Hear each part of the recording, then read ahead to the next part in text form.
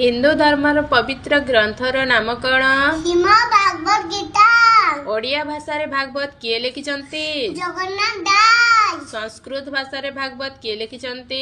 व्यासदेव। ओडिया भाषा रे महाभारत किए लिखिचंती?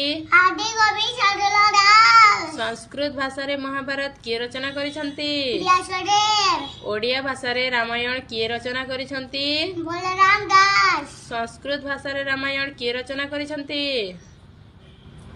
महर्षि वाल्मीकि। लक्ष्मी पुराण रचयिता किए? बलराम दास। पंचतंत्र लेखक किए? महर्षि वाल्मीकि। रामचरितमानस लेखक किए? तुलसीदास। गीता गोविंदर रचयिता किए? जयदेव।